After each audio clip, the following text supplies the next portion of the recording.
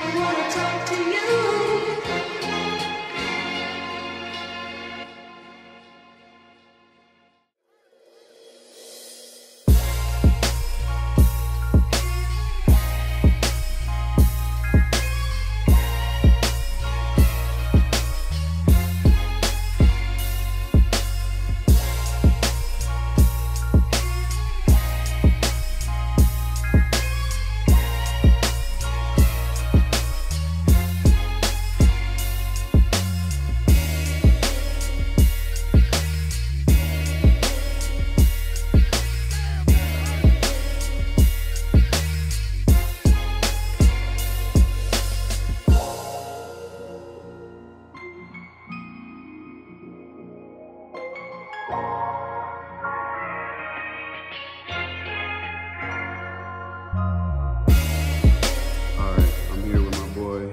Lio. How you doing? How you doing? I want to talk to you guys about him because it's an honor and a blessing just to be in the same room, in the same space as you right now.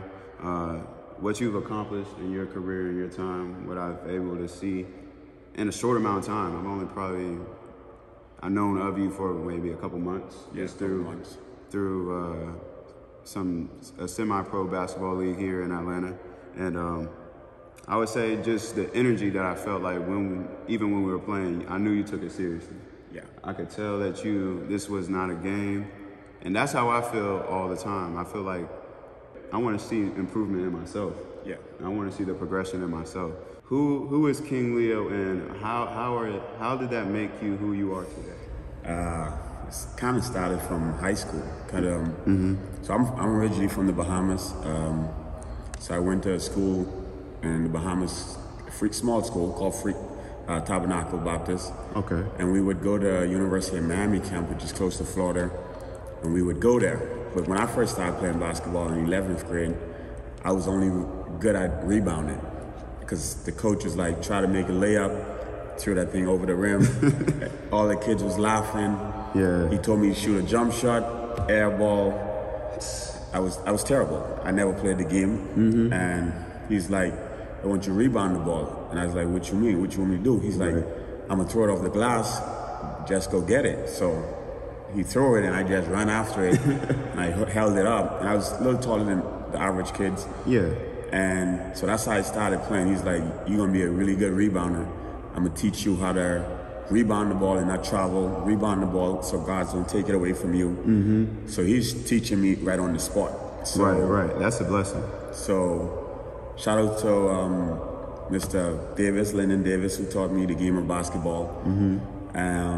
Elva Davis, his wife, they were the coaches who took time every Saturday to host this clinic and just teach me and other kids the game of basketball. And then I was able to go to this high school game where they invested in me pretty much, their time, their patience, their knowledge.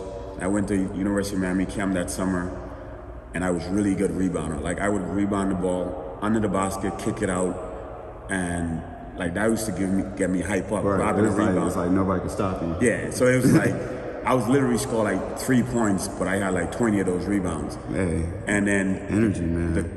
The coach who was at the University of Miami running the camp, we're gonna call you king of rebounding because that's all I cared about. Right. So I went back to the Bahamas.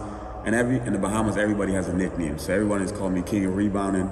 And some of the kids are like, that's too long. We're going to just call you King Lio from there. Oh, wow. Yeah, so they cut that. That's where it comes from. Yeah, that's where it originally came from. Instead of calling me King of Rebounding, they just call me King Lio. And then years later, I end up going to King University, how it happened. Wow. So I ended up going to King University, playing for George Pitts in Bristol, Tennessee. And I had so many respect from my peers, guys like Michael Fortune, Scotty Hendrick, like those type of guys, Brian Hewitt, those guys. Like Brian Hewitt, older than me, but he had so much respect for what I brought to the table. Right. And the name King Lio stick, and my professors used to call me King Lio. Students at the school used to call me King Lio, because a lot of people think it originally came from the school, but it ended up sticking with me.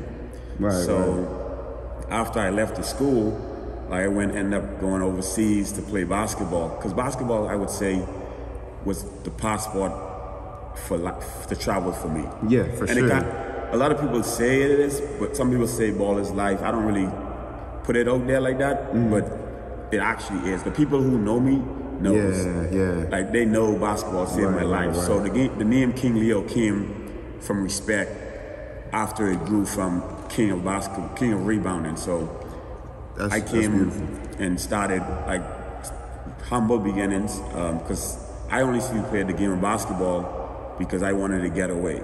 Like right. Basketball brings peace to me. It brought peace to me and happiness from the beginning, and it still does. And because after I played in Spain right out of college, I took a few years off. Okay. And during that time, I got to play against Michael Jordan, I met in the Bahamas. I played against him and Tom Brady in the Bahamas, which was fun. That's a crazy story to be even to tell. I know. Not much people played against the GOAT, but he was a great guy. I mean, he talk a lot of smack. So everything I saw on TV, he was in his 50s, and it is what it is. Like he still has the jump shot, right. But he talked a lot of smack, and that reminds me of how I created the shirt. I worked on that because I see him shoot that shot in his 50s. Yes. Because he worked on that when he was in his 20s, and he still has it in his 50s, and that shows me like if I work on my jump shot, it's not perfect, far from perfect, but if I continue working on something, nobody can tell me anything. True. So if it's a game winner, I didn't score no points, and I hit a jump shot, and somebody's like, "That's all luck," it pisses me off because I'm like, you was not there when I was putting in that work. And that's a fact. That's a fact. It's funny that you said you met Michael Jordan because I met Michael Jordan when I was a kid at a team camp. When he was the owner, GM for the Charlotte Hornets. It was the Bobcats at the time, but we were able to get season tickets, and we went out there, and man, it was like my dad was out there, and he was cursing out my dad. Like he's legit. Like sound like him. Yeah, because he's so competitive. For sure. Like I can, from hanging out with him. Like if we walk in the same building, he'll know who I am. He'll call me over and talk to me. Know his wife and stuff. And that competitive, like it was so cool hanging out with him. Like I didn't get starstruck or anything because I played against different NBA players, pick up and whatnot. Right. But seeing him, I see why he's so competitive. Like he's all about winning. Like whatever needs to be done, he's about winning. Like and it's the same thing with Tom Brady. Like people's like, oh, is he a cheater? Is he a cheater because he always find a way to win, or is he a cheater because you can't beat him? So there's questions that out there, but nobody can answer. But right. But Michael Jordan, his competitiveness is crazy, top level. I'm talking about like he'll like pay money to make you uncomfortable just to beat you. Like if winning's not everything, like why would you keep score? So I always tell people and I play against kids and they like go lay up on me and I block them and I'm like, you ain't gonna win. Right.